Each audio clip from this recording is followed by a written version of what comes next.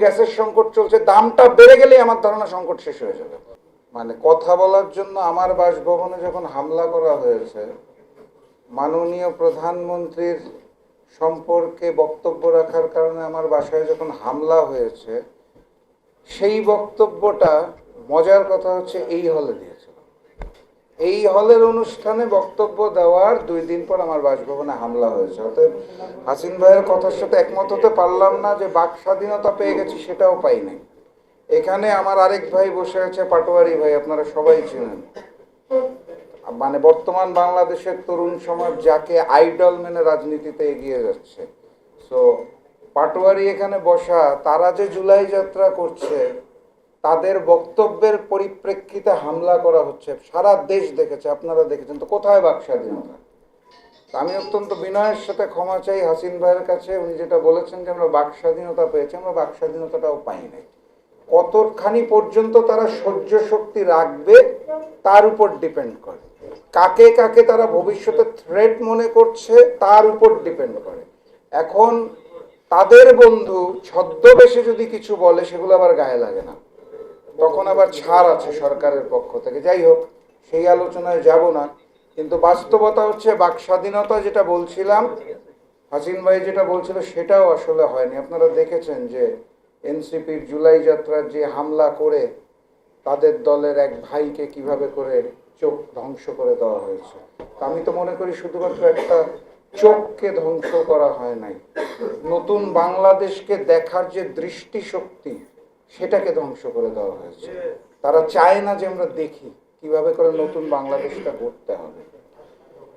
এখন সবার শেষে আসার কারণে মাফ চাই কেন আসলাম সেটাও বলি। 11 দলের একটা অনুষ্ঠান ছিল, আমরা মুক্তাঙ্গনে অত্যন্ত শান্তিপূর্ণভাবে অবস্থান কর্মসূচি পালন করেছি এবং দাবি দেওয়াগুলো খুব সাধারণ। দ্রব্যমূল্যের ঊর্ধ্বগতি, এই যে গ্যাস সংকট, গ্যাস পাওয়া যাচ্ছে না, দাম বাড়ানোর যে পায়তারা, এবং বিদ্যুতের যে দাম বাড়ানো হয়েছে, বিদ্যুৎ তারপরেও পাওয়া যাচ্ছে না, জনজীবনে যে বিপর্যয়, এটা নিয়ে একটা অবস্থান কর্মসূচি ছিল। সেখান থেকে 11 দল 11টা দাবি সচিবালয়ে, মন্ত্রণালয়ে সরকারের কাছে পৌঁছে দিবে।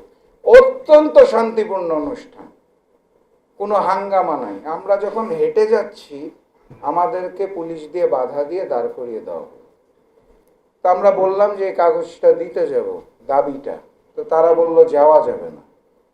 আমরা অত্যন্ত বিনয়ের সাথে বললাম তাহলে ভিতর থেকে কাউকে একটু বলেন এসে রিসিভ করে নিয়ে যেতে, যেহেতু যেতে দিবেন না, এসে যেতে রিসিভ করে নিয়ে যায়, আমরা ভাঙচুর মারামারি করতে আসিনি। তো বললো আচ্ছা ঠিক আছে, আপনারা অপেক্ষা করেন।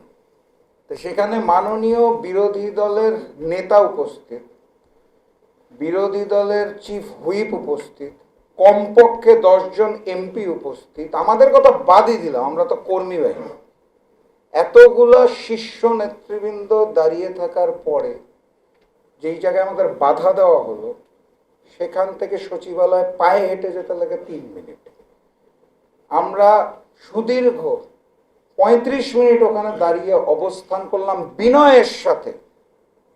ভিতর থেকে বারবার বলা হলো আসছি আসছি আসছি বলতে বলতে শেষ পর্যন্ত তারা হাঁটা পথ 3 মিনিট এসে পৌঁছাতে পারে নাই।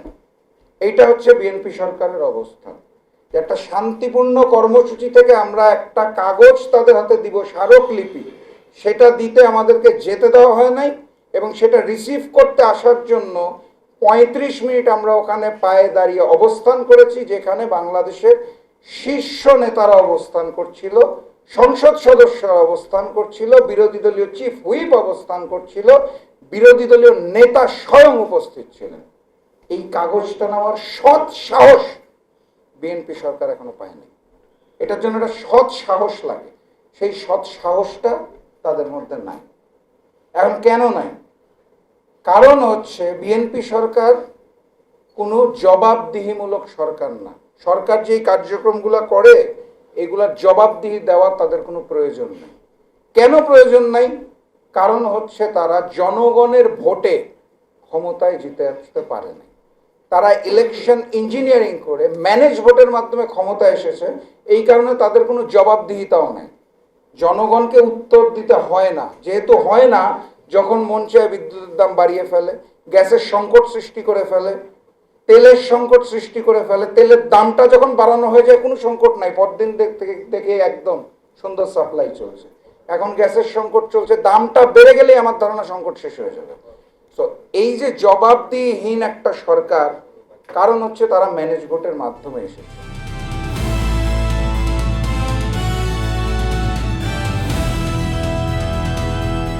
দিনাজপুর টিভি, মানুষের জীবনের কথা বলে।